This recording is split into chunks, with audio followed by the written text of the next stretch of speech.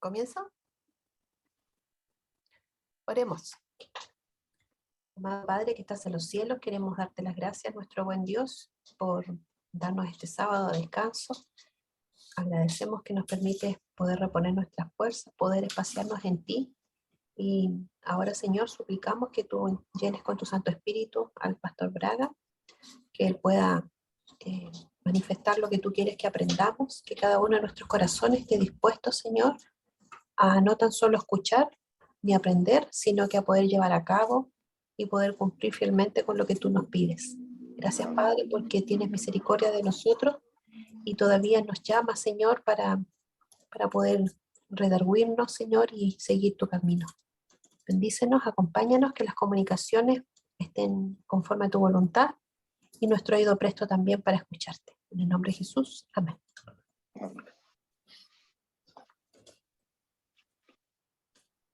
Muy bien, bienvenidos a todos los que se han unido hasta este punto.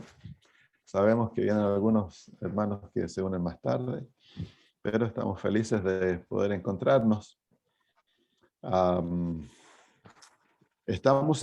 semana pasada estudiamos la profecía de las 70 semanas de Daniel capítulo 9 y comprobamos que Daniel capítulo 9, la profecía de las 70 semanas, está cercanamente unida a la profecía de los 2300 años, que son una profecía en realidad, y que los 490 años, las 70 semanas, están cortadas o extraídas de la profecía más grande de los 2300 años.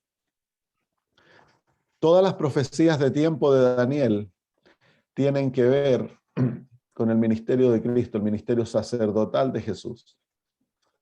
La profecía de los 2300 años, incluyendo los 490 años y los 1260 años, son todas las profecías que tienen que ver con el sacerdocio de Jesús.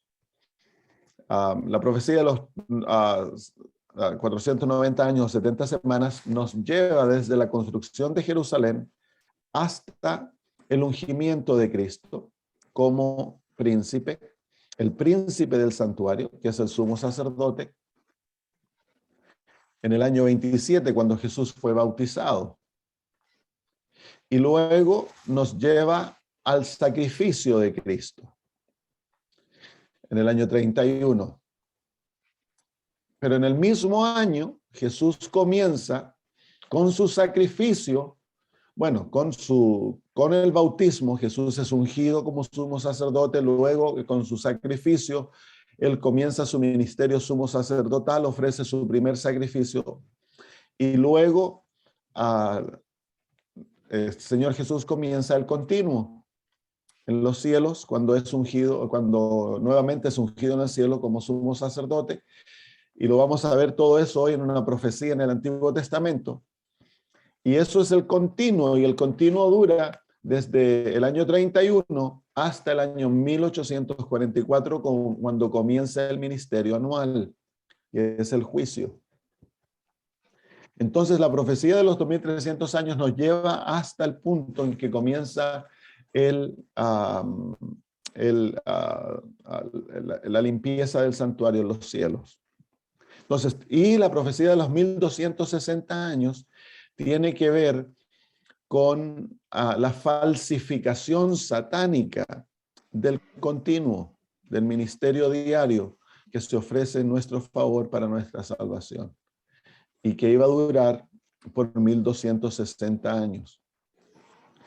Muy bien, vamos a ver entonces hoy día cómo el Antiguo Testamento en una ceremonia nos predice, nos muestra los pasos que Jesús iba a tomar para comenzar a ser nuestro sumo sacerdote. Y esta ceremonia está asociada proféticamente con la profecía de los 490 años o de las 70 semanas. Vamos a Levíticos capítulo 8 y capítulo 9. Levíticos capítulo 8 y capítulo 9. Vamos a leerlo todo y luego lo vamos a explicar. Habló Jehová a Moisés diciendo: toma a Aarón y a sus hijos con él, y las vestiduras, el aceite de la unción, el becerro de la expiación, los 2 carneros y el canastillo de los panes sin levadura. Y reúne toda la congregación a la puerta del tabernáculo de reunión. Hizo pues Moisés como Jehová le mandó, y se reunió la congregación a la puerta del tabernáculo de reunión. Y dijo Moisés a la congregación: esto es lo que Jehová ha mandado hacer. Entonces Moisés hizo acercarse a Aarón y a sus hijos, y los lavó con agua. Y puso sobre él la túnica, y le ciñó con él el cinto. Le vistió después el manto, y puso sobre él el éfod, y lo ciñó con el cinto del éfod, y lo ajustó con él. Luego le puso encima el pectoral, y puso dentro del mismo los urim y el tumim. Después puso la mitra sobre su cabeza, y sobre la mitra enfrente puso la lámina de oro, la diadema santa, como Jehová había mandado a Moisés. Y tomó Moisés el aceite de la unción y ungió el tabernáculo y todas las cosas que estaban en él, y las santificó. Y roció de él sobre el altar 7 veces, y ungió el altar y todos sus utensilios, y la fuente y su base, para santificarlos. Y derramó del aceite de la unción sobre la cabeza de Aarón, y lo ungió para santificarlo. Después Moisés hizo acercarse los hijos de Aarón, y les vistió las túnicas, les ciñó con cintos, y les ajustó las tiaras, como Jehová lo había mandado a Moisés. Luego hizo traer el becerro de la expiación, y Aarón y sus hijos pusieron sus manos sobre la cabeza del becerro de la expiación, y lo degolló.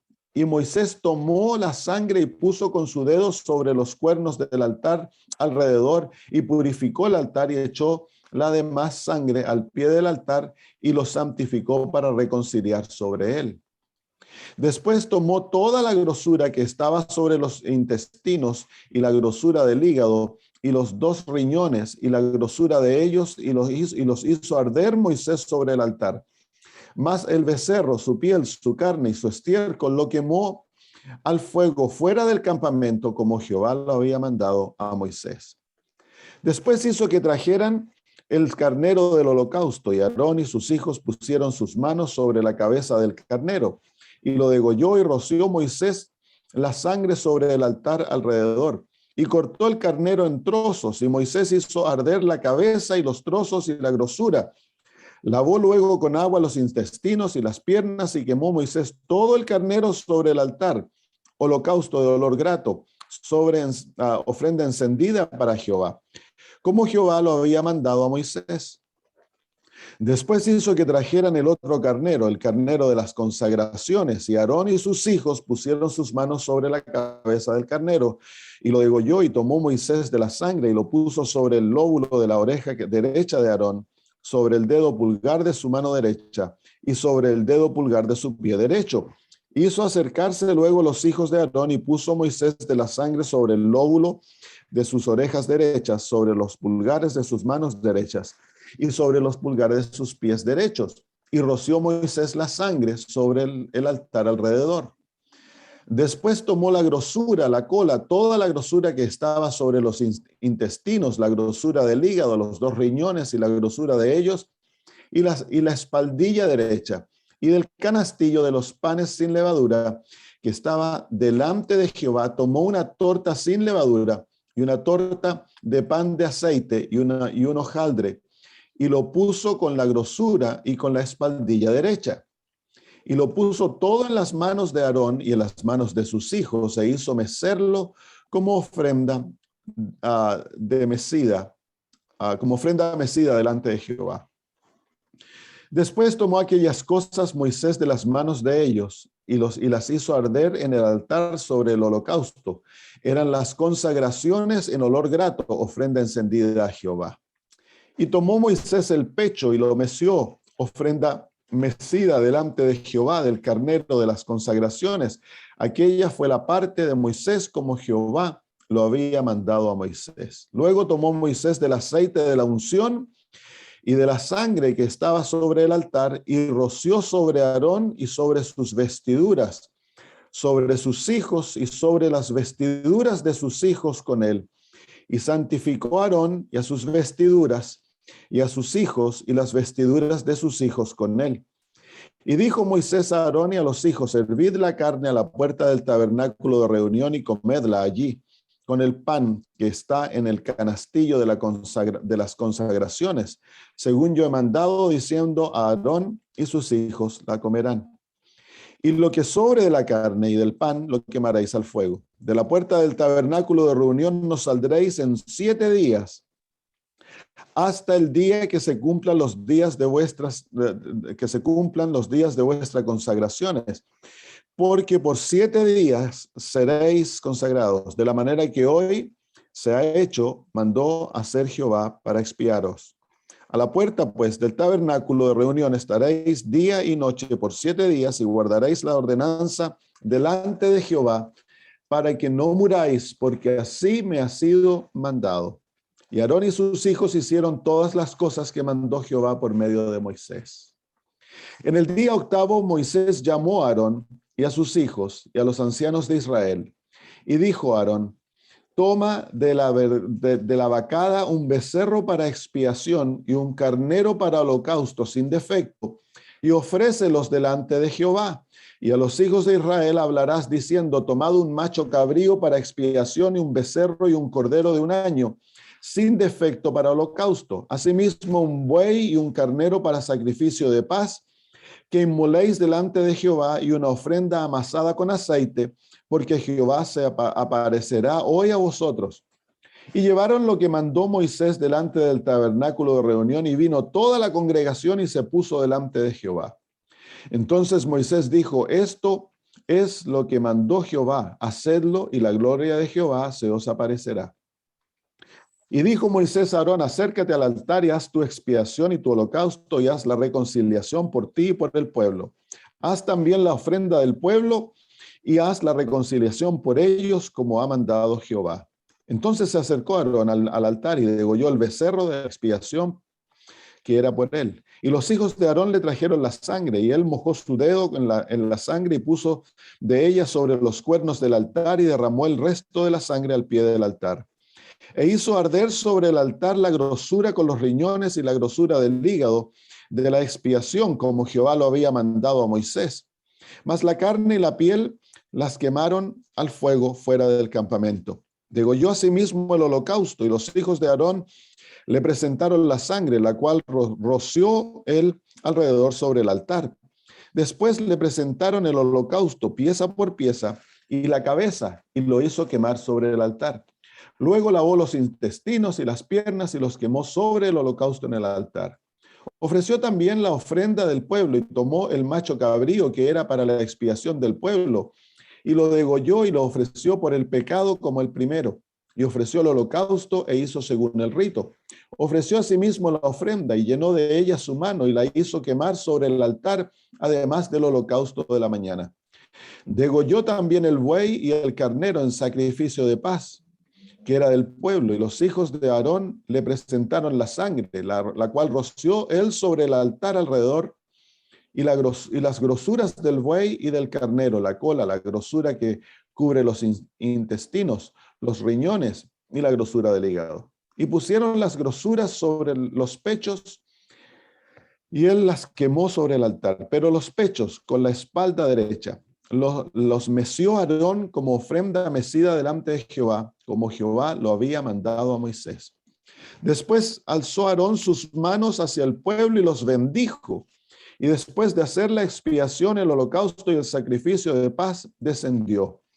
Y entraron Moisés y Aarón en el tabernáculo de reunión, y salieron y bendijeron al pueblo. Y la gloria de Jehová se apareció a todo el pueblo. Y salió fuego de delante de Jehová y consumió el holocausto con las grosuras sobre el altar. Y viéndolo todo el pueblo, alabaron y se postraron sobre sus rostros. Muy bien, ahí se encuentra entonces la ceremonia de consagración de Aarón y sus hijos, y el capítulo 9 nos presenta el inicio del sistema sacrificial y del continuo. Se inicia entonces en el día octavo el ministerio de Aarón como sumo sacerdote y de sus hijos, y se inicia el primer ciclo de el continuo, el sistema del continuo para la salvación de Israel. Esto es importante porque estas dos historias nos muestran los pasos que Jesús iba a seguir para comenzar su ministerio en nuestro favor. Y está asociado directamente con las profecías de Daniel 7, de Daniel 8 y Daniel 9. Vamos entonces, los pasos que siguen, vamos a ver los pasos que se siguen en el ungimiento del sumo sacerdote. Vamos al versículo 6. El primer paso dice: entonces Moisés hizo acercarse a Aarón y a sus hijos y los lavó con agua. Lo primero que se hace en el día del ungimiento del sumo sacerdote y de los sacerdotes es que a ellos se los ha de lavar con agua. Cuando nosotros miramos el santuario, y yo eso lo he dicho varias veces en nuestros estudios, el santuario tú lo puedes mirar de dos perspectivas. Cuando lo miramos de nuestra perspectiva, nosotros nos acercamos al santuario de afuera del atrio y entramos por la puerta que se encuentra en el atrio, por las cortinas que se encuentran en el atrio. Cruzamos por esas cortinas y nos vemos con el altar del sacrificio, luego nos vemos con el lavacro, luego nos encontramos con las cortinas que nos llevan al lugar santo, y en el lugar santo entramos. En la mano derecha están los panes de la proposición, en la mano izquierda el candelabro de 7 brazos, y enfrente tuyo se encuentra el altar del incienso. Detrás se encuentra el velo que nos guía al lugar santísimo, y en el lugar santísimo se encuentra el arca del pacto con el asiento de la misericordia encima y la ley dentro. Ahí se manifiesta la gloria de Dios. Pero si nosotros miramos el santuario de la perspectiva de Jesús, entonces es distinto, porque Cristo no viene de afuera del santuario, Cristo Jesús viene de adentro del santuario. Él viene del lugar santísimo. Dice el apóstol Pablo en Filipenses capítulo 2 que él era igual a Dios. Y su igualdad con Dios no era algo que él deseaba, él era por naturaleza como Dios. Así que él viene del lugar santísimo, y para venir a la tierra, el primer velo que cruza es el velo que separa el lugar santísimo del lugar santo. Y es ahí, cada velo en el santuario representa una de las naturalezas de Cristo. Él es Dios, y para cruzar del lugar santo al lugar santísimo, él toma su primera naturaleza, que es diferente a la de él, que es la naturaleza del Hijo de Dios. Entonces, él es Dios, él se somete y llega a ser el Hijo de Dios, y vive en el lugar santo como Miguel, el general de los ángeles. Pero luego se encarna el segundo velo y nace como ser humano. Esa es entonces su segunda naturaleza. Él toma su segunda naturaleza, y ahora en el atrio vemos en los evangelios, vemos este orden de cosas. Vemos su nacimiento y luego vemos su bautismo, porque los evangelios están siguiendo el orden del santuario.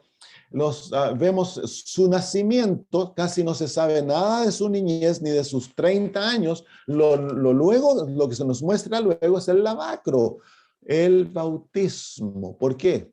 Porque él tiene que ser lavado, su cuerpo ha de ser lavado. ¿Por qué? Porque ese es el primer paso que el sumo sacerdote toma en su ungimiento como sumo sacerdote. Entonces, él es lavado es vestido y es ungido con aceite. Veámoslo. Entonces dice, versículo 6, entonces Moisés hizo acercarse a Aarón y a sus hijos y los lavó con agua. Quiero que se den cuenta de algo bien interesante, que lo que le ocurre a Aarón le ocurre a los hijos. Aarón lo experimenta primero y luego los hijos. En todo lo que le ocurre a Aarón, le ocurre a los hijos. Aarón es Cristo Jesús. Los hijos somos nosotros. Entonces, cuando Jesús es bautizado, los beneficios de aquel bautismo son alcanzados a todos los creyentes y por eso nosotros hemos de ser bautizados, porque Jesús fue bautizado. Nosotros, para llegar a ser sacerdotes, hemos de ser bautizados como Jesús fue bautizado. Y los beneficios de su bautismo nos llegan a nosotros. Entonces luego dice, y puso sobre él la túnica. Ahora viene la vestimenta. Y le ciñó con el cinto. Le vistió después el manto y puso sobre él el éfod. Y lo ciñó con el cinto del éfod y lo ajustó con él. Luego le puso encima el pectoral y puso dentro del mismo el urim y el tumim.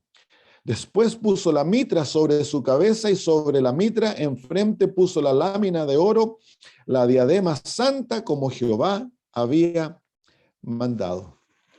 Entonces el segundo paso es vestir al sumo sacerdote con sus vestimentas sumos sacerdotales. Y ahí él sobre su cuerpo, él lleva un manto de lino blanco. Lleva, ¿cómo se llama? Calzones, son pantalones que le llegan hasta las rodillas y sobre él hay un manto blanco, símbolo de justicia. Luego sobre eso, él lleva una vestimenta azul, símbolo de la ley de Dios. Sobre eso, él lleva otro manto que es como un delantal, que es símbolo de su naturaleza, que tiene varios colores, rojo, azul, blanco y púrpura. Sobre aquello lleva él el pectoral con las 12 piedras, símbolo de nuestra naturaleza, que él lleva sobre nosotros, nos lleva a él en su carne. El urim y el tumim, símbolo de la sabiduría, sobre él se le ha puesto toda la sabiduría. En su cabeza está la mitra, que es como un gorro blanco, y en él como una corona que dice santidad a Jehová. Entonces es totalmente justo, totalmente obediente, es un ser humano 100%. En él se ha unido la divinidad y la humanidad y nos lleva a nosotros sobre él, pero él es totalmente santo, totalmente dedicado a Dios. ¿Cuándo ocurrió esto? ¿Cuándo se vistió a Jesús con las vestiduras santas? Cuando el Padre lo declara ser su Hijo. Jesús es bautizado, sale de las aguas del bautismo y se escucha la voz de Dios que dice, este es mi Hijo amado en el cual tengo contentamiento. ¿Por qué? ¿Cómo es que Dios nos viste? Dios nos viste a través de su palabra, pues. Cuando nosotros somos justificados, los hijos de Aarón no llevan todas esas vestimentas, los hijos de Aarón son vestidos solo con vestimentas blancas. El manto que está en lo más profundo del sumo sacerdote, las vestimentas blancas son las vestimentas sacerdotales, porque representan la justicia. ¿Y cómo somos nosotros vestidos? Cuando somos justificados.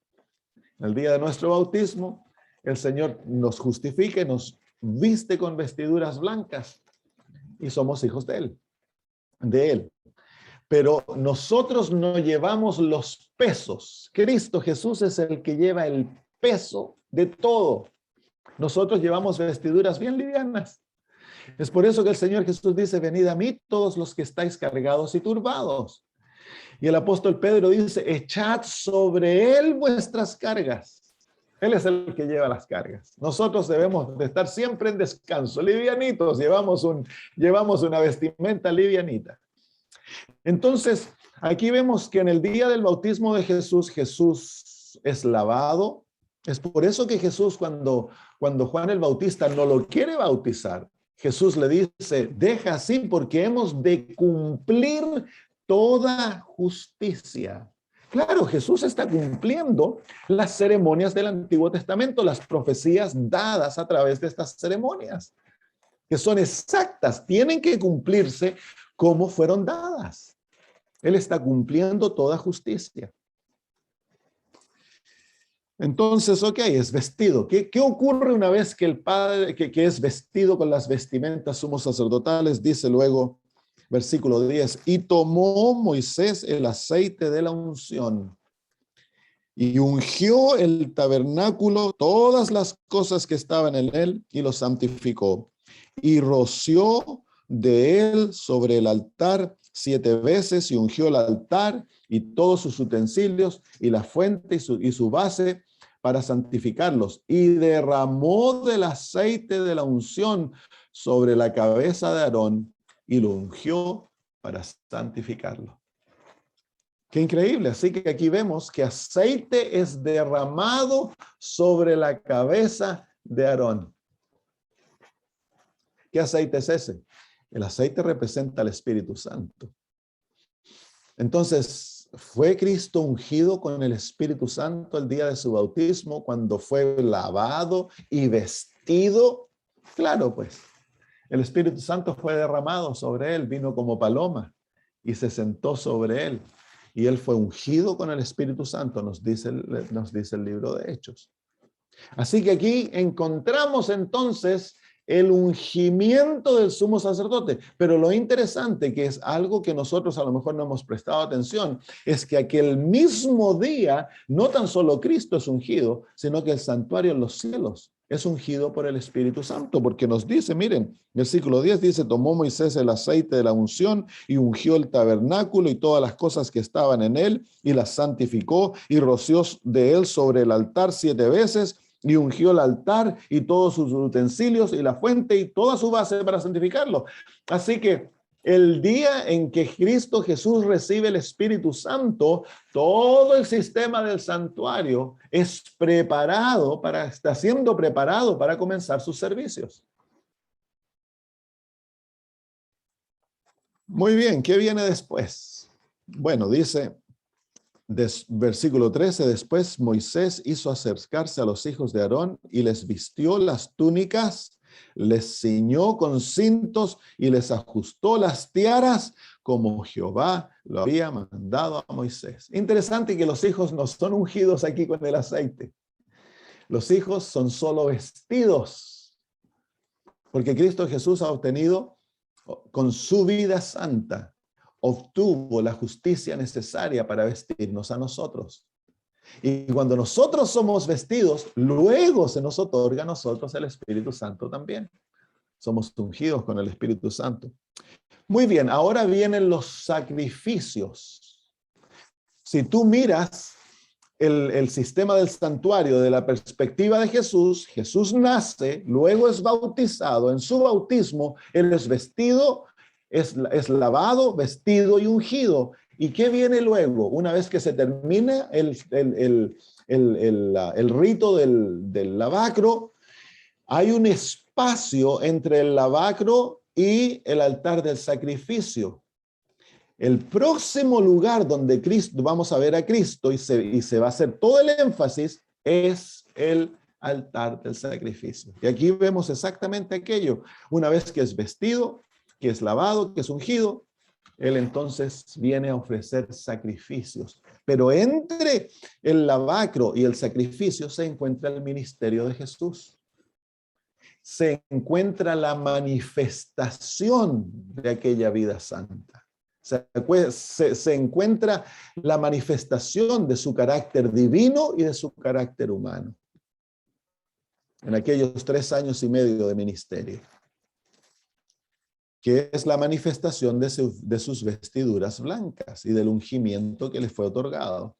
Bueno, desde los versículos 14 en adelante se nos da una lista de los sacrificios que el sumo sacerdote y los sacerdotes iban a ofrecer aquel día. Y todos aquellos sacrificios que se ofrecen son muestra de lo que ocurrió en el Calvario. Así que los sacrificios que fueron otorgados, el sacrificio de Cristo, cumple todos los sacrificios del santuario. ¿Por qué era que habían tantos sacrificios en el santuario? Habían 7 distintos sacrificios en el santuario. Porque todos aquellos sacrificios mostraban distintos aspectos del sacrificio de Jesús. Estaba el sacrificio del pecado, estaba el sacrificio del holocausto, estaba el sacrificio de consagración, estaba el sacrificio de gratitud, estaba el sacrificio matutino, vespertino. Había una serie de distintos sacrificios que se ofrecían y todos ellos apuntaban a un sacrificio tan solo, que es el sacrificio de Cristo en el Calvario. Así que el sacrificio de Jesús, desde la perspectiva de Levíticos 8, tiene el propósito de presentar el sacrificio necesario para que Él pueda llegar a ser nuestro sumo sacerdote. Es interesante porque en el Antiguo Testamento, la historia que leímos, el sumo sacerdote y el sacrificio representan a la misma persona. Tanto Aarón ofreciendo el sacrificio y el sacrificio que está siendo ofrecido por Aarón representan a Cristo Jesús en 2 aspectos de su ministerio en nuestro favor. Jesús es el sumo sacerdote y Jesús es el sacrificio ofrecido, ya sea por nuestros pecados o para consagrarle a Él y a sus hijos para el ministerio sacerdotal. Hay un sacrificio que se ofrece adentro en el santuario y hay otro sacrificio que parte se ofrece dentro del santuario y parte afuera del santuario. Mire, leámoslo. Dice el versículo 16 y 17, dice: después tomó toda la grosura que estaba sobre los intestinos y la grosura del hígado y los 2 riñones y la grosura de ellos y los hizo arder Moisés sobre el altar. Mas el becerro, su piel, su carne, su estiércol, los quemó al fuego fuera del campamento, como Jehová lo había mandado a Moisés. Así que hay sacrificios que se ofrecen dentro del santuario, pero hay otro sacrificio que se ofrece afuera del santuario y es quemado afuera del santuario. Y ahora nosotros nos preguntamos la pregunta: ¿hubieron 2 sacrificios en la experiencia de Jesús? Un sacrificio que se ofreció dentro del santuario en Jerusalén y el otro que se ofreció afuera del santuario. Claro, Jesús ofreció su cuerpo en los símbolos del vino y del pan, la noche que comió él la Pascua. Y eso ocurrió dentro de Jerusalén. Pero luego su muerte y su sufrimiento en el Getsemaní y la crucifixión ocurrió afuera de Jerusalén, afuera del campamento. Interesante, ¿no? Que ambos están ilustrados aquí. Así que el sumo sacerdote, para llegar a ser sumo sacerdote, tenía que ofrecer 2 tipos de sacrificios. Uno que era dentro y el otro que era fuera. Y Cristo Jesús ofrece ambos. Uno en símbolo lo ofrece en el pan y en el vino, y el otro lo ofrece en su muerte en la cruz, afuera del santuario, afuera de Jerusalén. Es interesante porque los símbolos son tan exactos, los detalles de la ceremonia son exactos y complementan las profecías. En otras palabras, estas ceremonias son proféticas. Y han de ser estudiadas en conjunto con las profecías del santuario, porque en realidad la profecía de los 2300 años, de los 1260 años y de los 490 años son profecías de santuario, están asociadas al sistema del santuario. Muy bien, vamos, el día no se ha terminado, se ofrecen se ofrecen los sacrificios y luego vienen al versículo, vamos al versículo 26. Viene la presentación de una ofrenda. Dice el versículo, vamos al versículo 25. Después tomó la grosura, la cola, el versículo 26. Y del canastillo de los panes sin levadura que estaba delante de Jehová, tomó una torta sin levadura y una torta de pan de aceite y un hojaldre y lo puso con la grosura y con la espaldilla derecha y lo puso todo en las manos de Aarón y en las manos de sus hijos e hizo mecerlo como ofrenda mecida delante de Jehová. Después tomó aquellas cosas Moisés de las manos de ellos y las hizo arder en el altar sobre el holocausto. Eran las consagraciones en olor grato, ofrenda encendida a Jehová. Así que miren, viene el sacrificio y luego del sacrificio el sumo sacerdote ha de ofrecer ofrendas ante Jehová. Pero recuérdense que el sumo sacerdote y el sacrificio en la realidad son la misma persona. Así que el sumo sacerdote va a morir y luego vivirá para ofrecer ofrendas ante Jehová. Así que aquí se nos presenta el sacrificio de Cristo, su muerte y su resurrección para ofrecer las ofrendas de su sacrificio ante Jehová. Las ofrendas fueron aquellos que resucitaron y ascendieron con él ante el cielo. El domingo de mañana se nos presenta en la ¿cómo se llama? La fiesta de la Pascua. Se nos presenta de que Cristo iba a presentar panes sin levadura ante ¿cómo se llama? Ante Dios. Y es la presentación de su ofrenda ante el Padre y es aceptada. Jesús va al cielo el domingo de mañana y vuelve a la tierra y atrae nuevamente la atención de los apóstoles al Calvario. El domingo de noche, cuando se encuentra con los que van caminando a Emaús, ¿se acuerdan? ¿Qué fue lo que Cristo les explicó? Su muerte, que Él les mostró las profecías y les habló del propósito del Calvario. En otras palabras, Cristo muere, va al cielo, ofrece sus ofrendas ante el Padre, vuelve y ahora explica el por qué Él tenía que morir a sus discípulos. Todo está simbolizado ahí. Hay que entender los símbolos y se explican los símbolos de acuerdo a lo que ocurrió en la realidad. Pero aún no se ha terminado. Vamos entonces al versículo 30. Viene otro ungimiento. Dice, luego tomó Moisés del aceite de la unción y de la sangre. Es un ungimiento con aceite y con sangre. Dice, luego tomó Moisés del aceite de la unción y de la sangre que estaba sobre el altar y roció sobre Aarón y sobre sus vestiduras, sobre sus hijos y sobre las vestiduras de sus hijos con él, y santificó a Aarón y a sus vestiduras y a sus hijos y a las vestiduras de sus hijos. Así que aquí viene un ungimiento con sangre y con el Espíritu, otro ungimiento del sumo sacerdote. ¿Cuándo ocurre esto? Esto ocurre en el cielo y lo vemos en Apocalipsis capítulo 5. Vamos a Apocalipsis capítulo 5. Vamos a ver estos símbolos. Recuerden, la sangre y el aceite. El aceite es símbolo del Espíritu Santo. Ya fue ungido él en la tierra con el Espíritu Santo, pero ahora ha de ocurrir un segundo ungimiento en el cual se encuentra tanto sangre como aceite.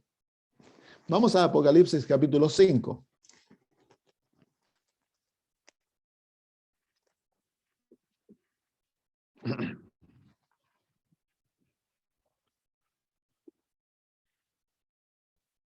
Versículo 5. Y uno de los ancianos me dijo, no llores. He aquí que el león de la tribu de Judá, la raíz de David, ha vencido para abrir el libro y desatar sus 7 sellos. ¿Quién es este león? Es Jesús. Y miré, y vi que en medio del trono y de los 4 seres vivientes, y en medio de los ancianos, estaba en pie un cordero como inmolado. ¿Cómo sabe que el cordero está inmolado? Porque hay sangre en su vestimenta. Entonces aquí se encuentra el elemento de sangre, apuntando a su sacrificio. Este cordero fue inmolado. Y luego dice que tenía 7 cuernos. A él se le ha otorgado todo el poder, la corona, símbolo de poder y de santidad. Dice que tenía 7 cuernos y 7 ojos. ¿Y qué son los 7 ojos? Los cuales son los 7 espíritus de Dios enviados por toda la tierra. Ahí se encuentran los mismos símbolos en distintas maneras. Se encuentra la sangre y se encuentra el Espíritu Santo, los 7 ojos. Toda la sabiduría también. El Espíritu Santo es el que le da toda la sabiduría. Eso es parte de la vestimenta del sumo sacerdote. Entonces aquí encontramos el segundo ungimiento y dice que en este ungimiento, en el libro de Salmos se nos dice que cuando se unge a Aarón, se le echa el aceite sobre su cabeza y el aceite le corre por el pelo, le viene a la barba, baja por sus vestidos y llega hasta sus pies. Porque dice Levíticos capítulo 8, versículo 30, dice que sus hijos fueron ungidos de la misma manera. ¿Cómo es posible que los hijos son ungidos de la misma manera? En el cumplimiento del tipo, ¿cómo son los hijos ungidos de la misma manera? Bueno, cuando Cristo fue ungido en el cielo con el Espíritu Santo, de la misma manera sus hijos fueron ungidos en la tierra con el Espíritu Santo. Este es el Pentecostés. El Pentecostés es el cumplimiento de este rito en el cielo y en la tierra. Y los hijos en la tierra fueron ungidos con sangre, porque comenzaron a ser perseguidos por Saulo. Y muchos fueron muertos, puestos en prisión. El ungimiento de sangre, el ungimiento del sacrificio de los hijos de Dios, del martirio. Entonces ahí encontramos el cumplimiento de todo esto. Maravilloso, ¿no? Cómo va mano a mano. Y es interesante de que el ungimiento, que la profecía de los 490 años nos apunta al rechazo de Israel. Ahora, eso no se encuentra aquí. Pero se encuentra a través de Daniel, nos apunta que viene el rechazo de Israel y fue parte de la proclamación de Cristo en sus últimos días de su ministerio, la proclamación de que la higuera se secaba y que la viña le iba a ser sacada a aquellos que les había sido otorgada y se les iba a dar a otra nación. Se apuntaba al cumplimiento de la profecía de los 490 años y con la muerte de Esteban, entonces se saca el reino de las manos de Israel carnal y se pone sobre los gentiles, o el Israel espiritual. Ahora, capítulo 9. Capítulo 9 nos muestra el comienzo del sistema diario o del continuo, cuando a Moisés en el 8º día, mire qué lindo, son 8 días que toma para que comience el ministerio de Cristo en los cielos. ¿Saben ustedes que Jesús, luego de su resurrección, pasó 40 días con los apóstoles? Y luego, en el día 50, fue derramado el Espíritu Santo. Así que la ascensión de Cristo a los cielos, desde que Cristo ascendió a los cielos y que Él es ungido en el cielo por segunda vez, pasaron 10 días, pero debe haber, en término terrenal, deben haber habido 3 días o 2 días en los cuales Jesús hubieron preparaciones para su ungimiento y pasaron 7 días en los cuales no podían, el sumo sacerdote y sus hijos no podían salir del santuario, tenían que estar en el santuario por 7 días, y en el 8º día comenzaba el ministerio. Y ese es el capítulo 9, y nos muestra entonces lo que pasó en el cielo. Por 7 días Jesús estuvo preparándose, había sido ya ungido, los sacrificios habían sido dados, había sido, ¿cómo se llama? Él ha presentado las ofrendas ante su Padre, y por 7 días entonces hubo preparación para que comenzase el ministerio en los cielos. Y en el 8º día se ofrecen sacrificios, apuntando nuevamente al Calvario. El sacrificio de Cristo en el Calvario. Pero mire lo que ocurre al final del 8º día. Vengan al versículo 22. Después alzó Aarón sus manos hacia el pueblo y los bendijo. Y después de hacer la expiación, el holocausto y el sacrificio de paz, descendió. Y entraron Moisés y Aarón en el tabernáculo de reunión, y salieron y bendijeron al pueblo. Y la gloria de Jehová se apareció a todo el pueblo. Y salió fuego de delante de Jehová y consumió el holocausto con la grosura sobre el altar, y viéndolo todo el pueblo, alabaron y se postraron sobre sus rostros. Miren la secuencia. Se ofrecen sacrificios, el pueblo es bendecido. Moisés y Aarón entran al tabernáculo y luego salen. Eso fue exactamente lo que ocurrió. Cristo Jesús murió para bendecirnos. Se fue al cielo y volvió. Y luego que vuelve, aquí no se nos muestra la segunda ascensión, se manifiesta la gloria de Dios y desciende fuego.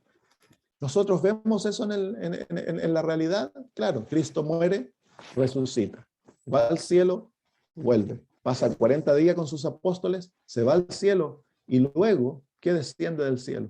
La gloria de Dios, el fuego en el Espíritu Santo. Así que el día del Pentecostés, cuando desciende fuego del cielo, literalmente descendió fuego del cielo y se puso en las cabezas de los apóstoles. La gloria de Dios fue derramada sobre sus discípulos en la forma del Espíritu Santo. Y eso testifica que el Padre aceptó el sacrificio y que ahora comenzó en los cielos el servicio continuo. Así que con el Pentecostés comienza el servicio continuo en los cielos en favor de la raza humana, y dura ¿hasta cuándo? Hasta el año 1844. Bueno, el servicio continuo sigue hasta el fin, pero se añade el servicio anual en el año 1844. Entonces, el entendimiento profético que Dios nos ha dado va mano a mano con el entendimiento de los servicios del santuario. Y los servicios del santuario añaden detalles, nos ayudan a ver cosas que de otra manera no entenderíamos. Porque si leemos tan solo el Nuevo Testamento y leemos el bautismo de Jesús, leemos que Dios habla y dice, este es mi hijo amado, y es bonito, una historia bonita, pero no tenemos ¿cómo se llama? El entendimiento profundo que nos da el Antiguo Testamento, que Jesús está siendo ungido, vestido, preparado para ser el sumo sacerdote. Y que luego cuando muere, Él está cumpliendo el rito del Antiguo Testamento, que era para lo necesario, los sacrificios necesarios para que Él llegase a ministrar en favor del pueblo como sumo sacerdote. Todo tiene un cumplimiento. Las Sagradas Escrituras no tienen nada fuera de lugar. El problema es que nuestra comprensión de las Sagradas Escrituras es limitada. Porque ¿cómo se llama? Pasamos muy poco tiempo estudiándola, Y lo otro es que no unimos el Antiguo con el Nuevo Testamento como que fuesen un libro en el cual el Nuevo Testamento da luz sobre el Antiguo Testamento y el Antiguo Testamento nos da luz sobre el Nuevo Testamento. Van mano a mano, son una cadena. Entonces, y Dios nos ha otorgado eso para que nosotros leamos la Biblia como un todo en su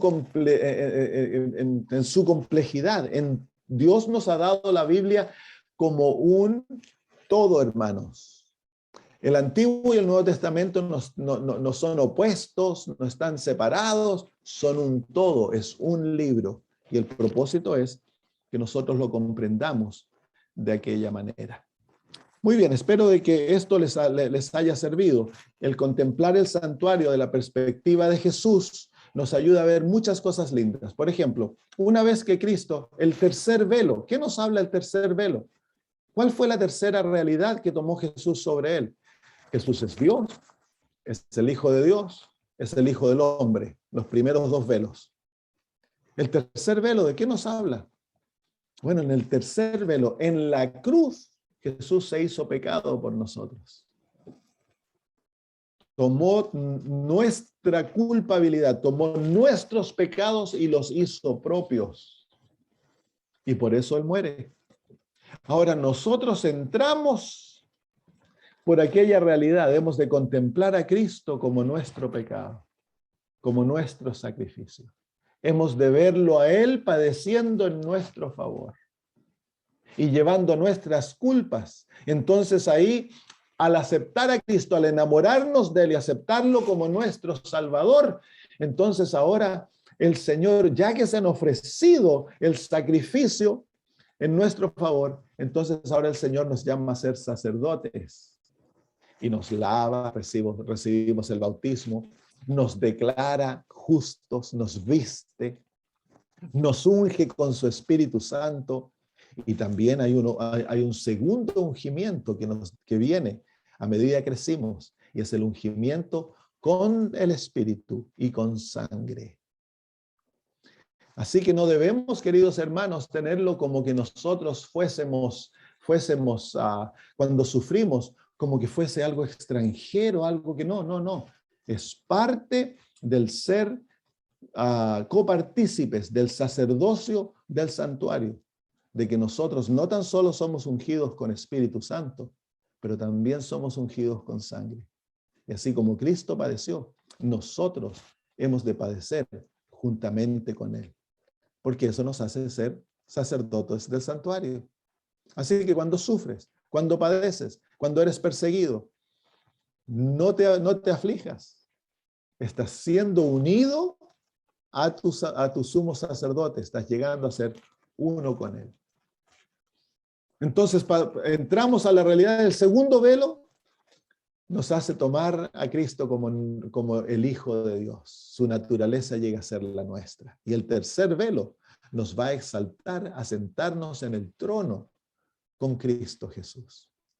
El llegar a ser uno con Él en el gobierno del universo. Llegamos a ser uno con Él en sufrimiento, en el sacrificio, llegamos a ser uno con Él en el ministerio de intercesión y llegamos a ser uno con Él en el ministerio de gobierno del universo. Pasamos por las tres etapas del santuario. Muy bien, ¿hay alguna pregunta por ahí, hermanos?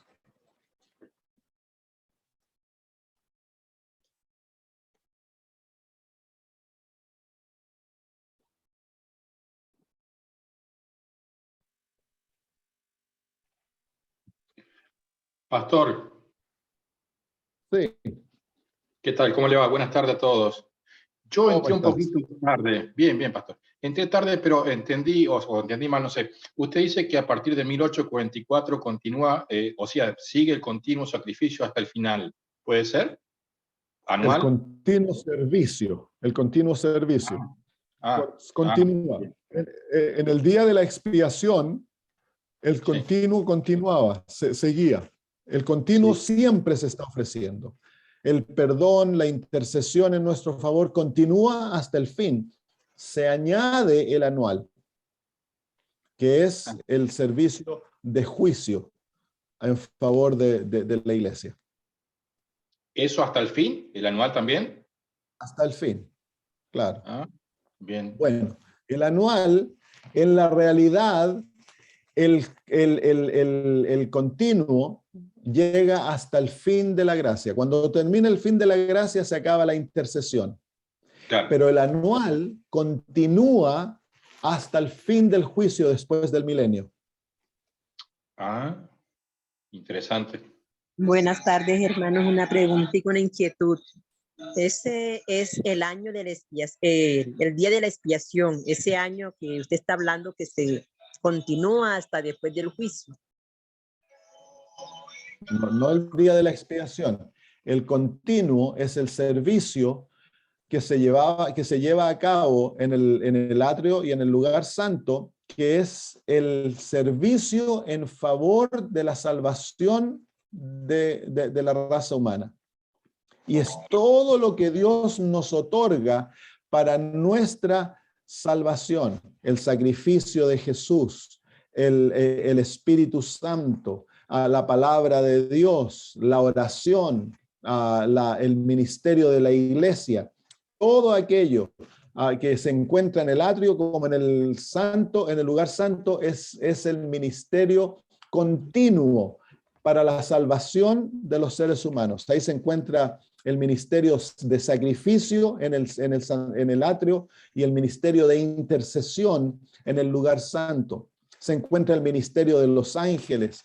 Se encuentra todo lo que recibimos nosotros para nuestra salvación, viene de ese sistema de ministerio llamado el continuo, que es lo que está constantemente ocurriendo para nuestra salvación.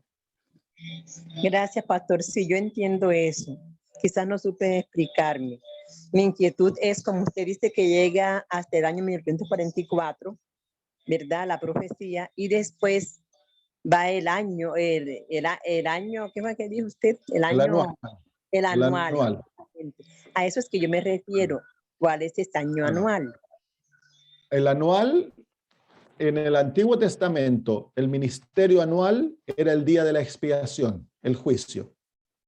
Y eso ocurría un día en el año, el 10º día del 7º mes. Pero el continuo ocurría todos los días. Incluso aquel día, cuando llegaba el servicio anual, había un ministerio continuo donde se ofrecían los sacrificios en favor de Israel y todo aquello. Entonces, el continuo va por sí mismo, solo, desde que Cristo asciende a los cielos y comienza su servicio, luego que es ungido en el Pentecostés, Él comienza su servicio de intercesión en nuestro favor.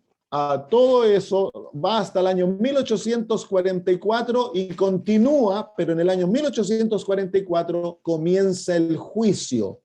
Y hasta el cierre de la gracia, el continuo y el juicio van en conjunto. Cuando se culmina la gracia, se cierra la gracia, el continuo cesa y continúa el anual hasta más allá del milenio, cuando se termina el juicio. Muchas gracias, pastor. Muy claro. Dios le bendiga. Gracias, hermano.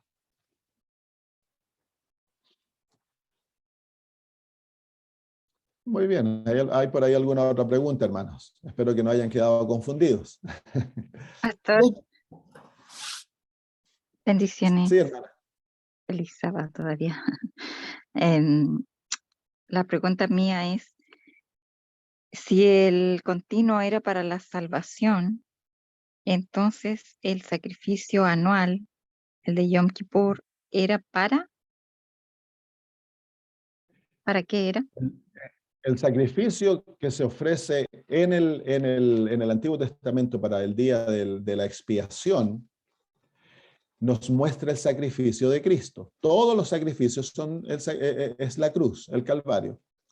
Y el sacrificio de Yom Kippur nos muestra que la cruz proveyó lo necesario para nuestro juicio. Así que también es para nuestra salvación. Debemos recordarnos que tanto el continuo como el anual son parte del Evangelio.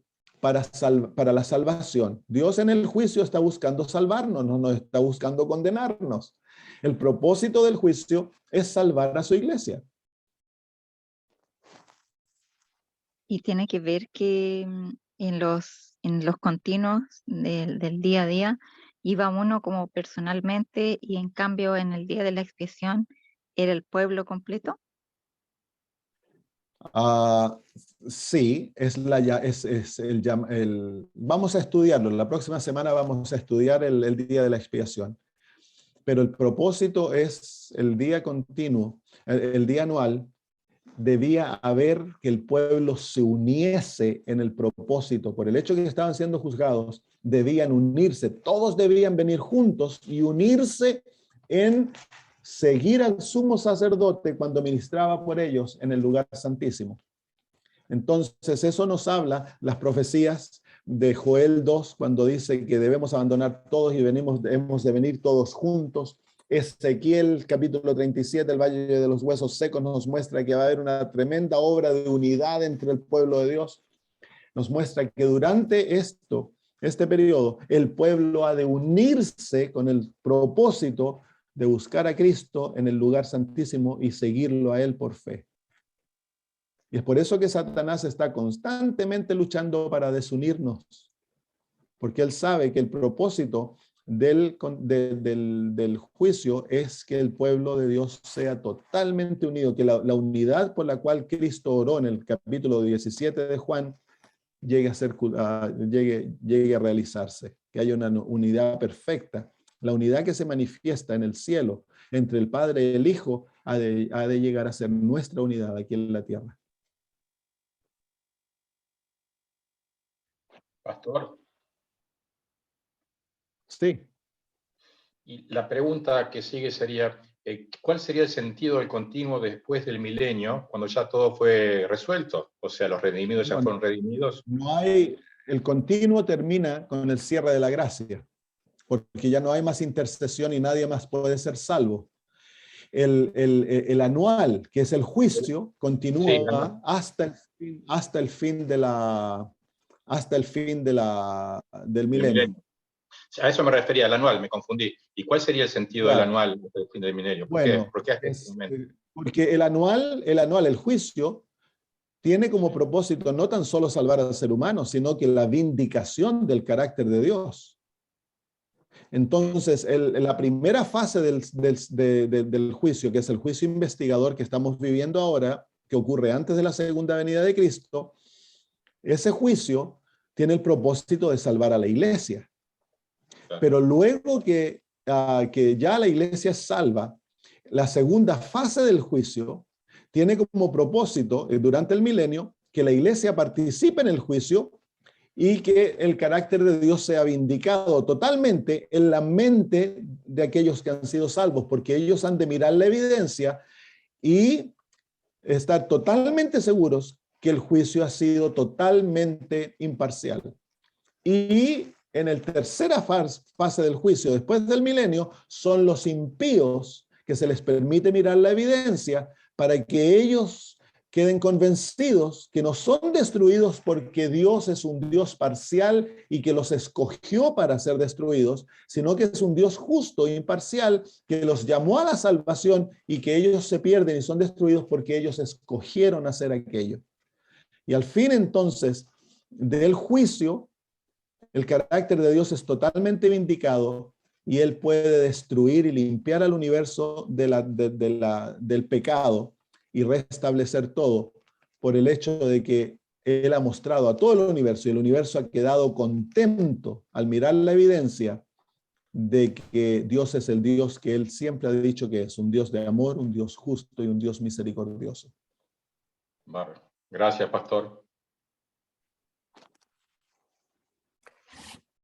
Pastor, yo primera vez que escucho lo que mencionó de el sentido contrario de la mirada del santuario desde el punto de vista de Cristo.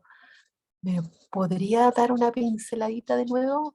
Me gustó mucho cómo... Entonces, nosotros siempre estudiamos el santuario de nuestra perspectiva. Claro. Y es lógico, De ahí nosotros entonces cuando lo miramos de nuestra perspectiva, nosotros nos acercamos al santuario de afuera. Y entonces entramos al santuario por la cortina del atrio y nos dirigimos hacia el lugar santísimo. ¿Sí?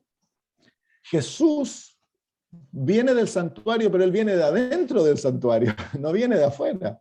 Del propiciatorio. Entonces, él viene del lugar santísimo. Claro. El lugar santísimo en el santuario terrenal era donde moraba Dios. Entonces, ahí se encuentra la divinidad de Cristo, su suprema divinidad. Él comienza su historia siendo Dios, igual a Dios, en todo sentido de la palabra, existiendo eternamente.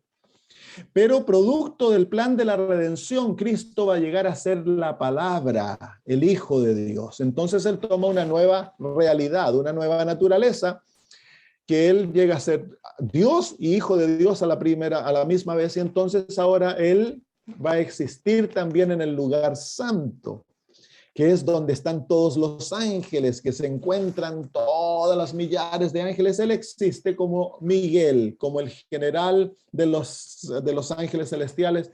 Él es como otro ángel. Él es el general de los ángeles. Por eso se lo llama el arcángel, el encargado de los ángeles, el jefe de los ángeles. Su supremo deber ahí es representar al Padre ante la creación. Y luego viene la tercera realidad que él toma, es Dios, Hijo de Dios. Ahora viene la realidad humana. Él pasa por el velo de la encarnación y nace como ser humano. El atrio es la tierra.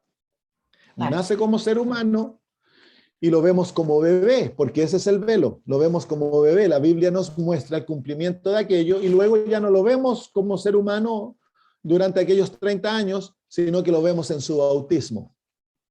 Y el bautismo es donde él lava su cuerpo, es vestido y es ungido como sumo sacerdote. Y luego vemos su ministerio, la manifestación de aquella vida perfecta, y luego lo vemos en el Calvario, que es donde él ofrece el sacrificio, y en el caso de su ungimiento, él necesita ofrecer ese sacrificio como sumo sacerdote, y toma la realidad de la completa pecaminosidad del ser humano, el otro velo, donde él llega a ser pecado por nosotros. Afuera, claro, fuera del atrio. Claro, él nace afuera. ¿Se acuerdan de los dos sacrificios? Hay un sacrificio adentro y hay otro sacrificio afuera, y lo vamos a ver la próxima semana también, cuando veamos el día de la expiación. Entonces, él para ir afuera tiene que tomar nuestra completa pecaminosidad y ser rechazado por Dios, y muere perdido totalmente, como que fuese así, como un ser humano perdido. Él muere la segunda muerte. Oh, qué bonito, gracias. Es maravilloso. Ahora, miren, ahora Jesús muere, recuerden, él es bautizado, ¿sí? Muere, y ahora él resucita. ¿Y dónde encontramos la resurrección en el santuario? Bueno, el lavacro es el símbolo de bautismo, pero también es símbolo, literalmente, de la muerte, el entierro y la resurrección. Entonces ahí Cristo, luego de su muerte, iba a ser enterrado, iba a resucitar, y luego ¿para dónde va? Tiene que ir al santuario, porque ahora va de vuelta. Va de vuelta, claro. Se va al lugar santo para ministrar por nosotros. Y luego, en 1844, va al lugar santísimo para ministrar por nosotros en nuestro favor. Y lo vamos a ver la próxima semana, y luego él va a salir, viene a buscarnos. Claro. Así que viene de vuelta, y eso todo está ilustrado en el día de la expiación. Sí, pues ahora lo entiendo mejor. Es que uní varias cosas que sabía del santuario con la explicación que usted me dio. Gracias. Claro, entonces al verlo de esa manera se va viendo de una manera maravillosa. Cristo, al ascender al santuario, él entonces lo vemos en el libro de Apocalipsis, en el medio de los 7 candelabros, claro. Lo vemos ofreciendo incienso, lo vemos sentado en el trono de Dios, que son la mesa de los panes de la preposición. Lo vemos ahí. Entonces, todo se va uniendo en forma maravillosa cuando tomamos los dos grandes libros, el Antiguo y el Nuevo Testamento, y los hacemos uno. Qué bendición. Y eso nos muestra que el entendimiento adventista del santuario es un entendimiento muy profundo de las Sagradas Escrituras. Y cuando nuestros teólogos, van a nuestras universidades evangélicas y todos, muchas veces vuelven con la visión cegada de la hermosura del entendimiento adventista y vienen con una visión evangélica que ellos no ven esto porque ellos no son el pueblo del lugar santísimo. Los evangélicos son el pueblo del lugar santo. Ellos no tienen el conocimiento que nosotros nos ha sido otorgado porque nosotros somos el pueblo del lugar santísimo. Miren, otra cosa que el santuario nos muestra es el rechazo de los distintos pueblos y la aceptación de otro pueblo. Israel era la iglesia del atrio, porque era la iglesia cuando Cristo vino a la tierra. Cuando Cristo asciende del lugar del atrio al lugar santísimo, al lugar santo, e Israel falla en seguir a Jesús.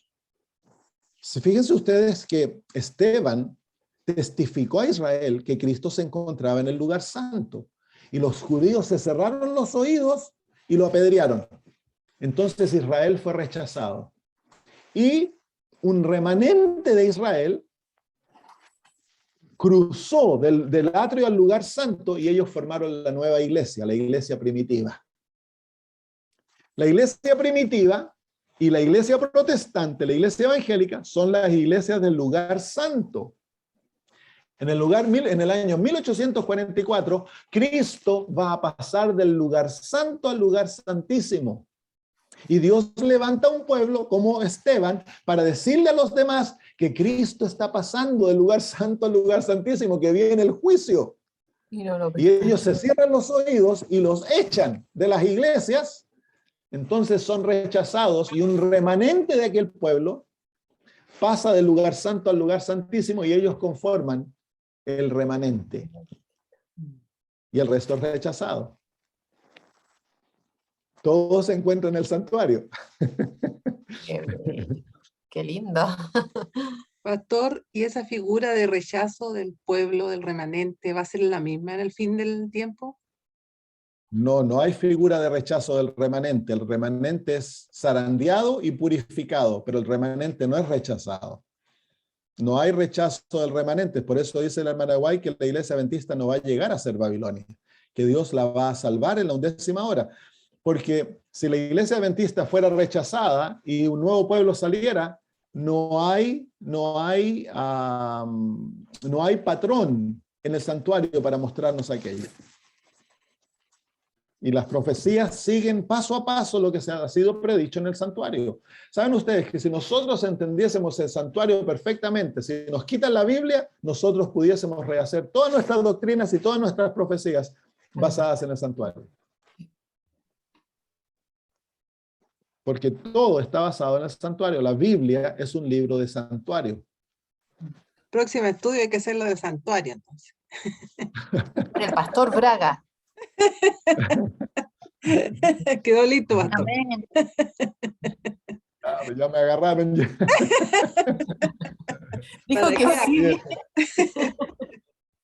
Es que el santuario es un... Anótese. Ya dijo que sí, ya. Okay, bueno, lo hacemos después. Carolina, Muy bien, hermano. dando fechas. Muy bien, hermanos. Lindo es haber estado con ustedes esta mañana para mí, tarde para ustedes. Que el Señor los bendiga en la semana que comienza y que nos lleve a amarle, porque es un Dios tan maravilloso, un Dios tan increíble. Mientras uno más estudia, más se da cuenta de cuán maravilloso es Dios y sabemos tan poquito. El conocimiento, la sabiduría divina es tan inefable, tan maravillosa, que cada vez que uno descubre algo nuevo, uno queda con la boca abierta, queda, estaba ahí como no lo vi antes. Y así es, eso es la maravilla de Dios. Siempre nos sorprende. Imagínense cuando lleguemos al cielo y Cristo nos explique estas cosas maravillosas. Pastor, una última consultita. ¿Hay algún símbolo, alguna parte del santuario que representa el Nuevo y el Antiguo Testamento?